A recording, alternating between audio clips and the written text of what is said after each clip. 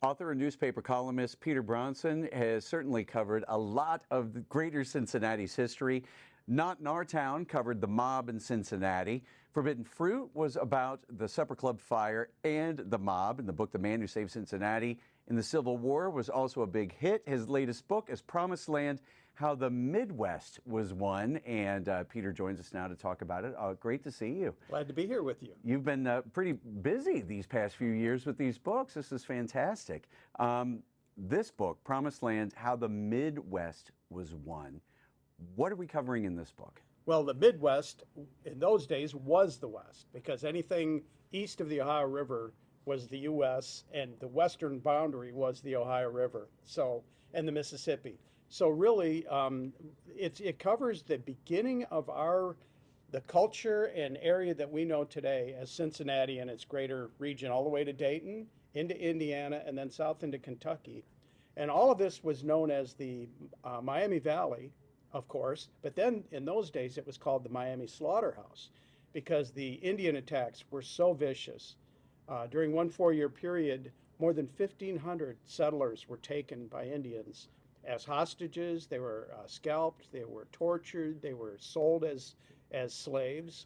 So it was a really rough place to come to. Yeah, life was pretty rough back then for sure. And of course, that produced a lot of colorful characters like Mad Anthony Wayne. Oh. Who was he? Mad Anthony Wayne was a real scoundrel. He was a hero in the Revolutionary War, a very close friend of George Washington.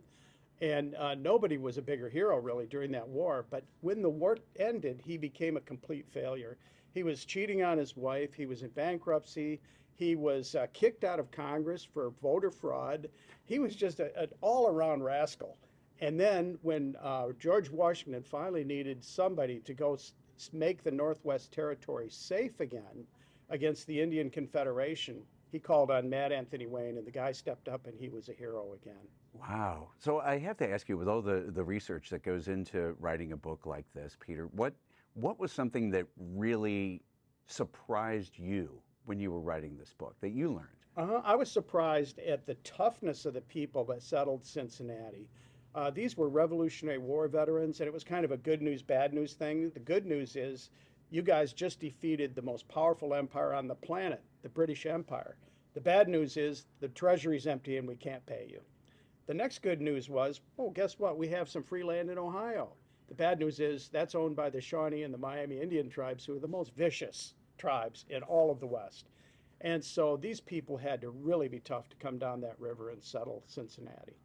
Wow. So when you talk about the people who basically built our history here in the Cincinnati area, how did Cincinnati's twin sisters save Texas? That's part of this too. This is one of those stories you just can't make up, and you run across it. This was a tip that I got from one of my readers of a previous book. So in 1836, everybody remembers the Alamo, right? Well, during that period, Texas was fighting for its life for independence from Mexico. And the president of Mexico was a man named Santa Anna. He was Generalissimo, Presidente, everything. And when they launched the attack at the Alamo to make these upstart rebellious Texans get in line, that created a nationwide controversy and outrage, because they killed the prisoners, that Santa Anna did.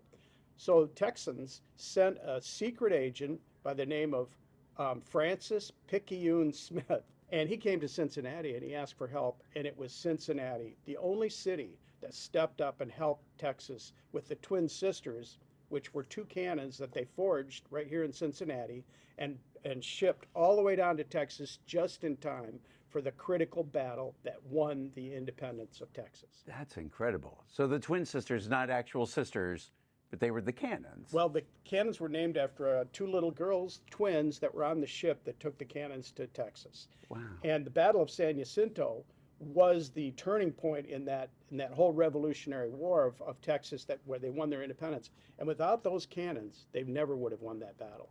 Wow. So Texas, for years after, has been very grateful to Cincinnati. That's incredible. One more question for you here, Peter. So where did the Serpent Mound come from?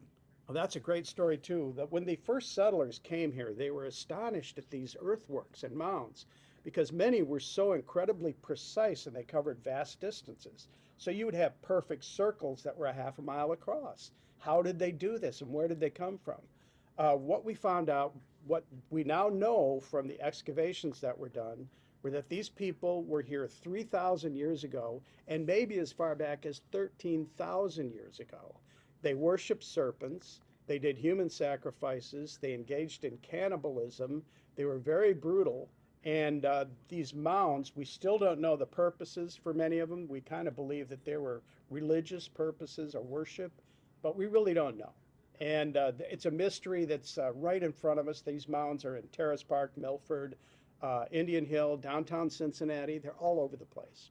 Wow. Well, I know the characters in the book, as well as all of the history, makes Promised Land, How the Midwest Was Won such a great read, Peter. If someone wants to get a copy of the book for themselves, how can they do that? Well, it's available at all the local bookstores, Barnes & Noble, Joseph Beth, and Roebling Books across the river in Kentucky, and also on Amazon. But if you want a signed copy, go to my website, which is chilidogpress.com.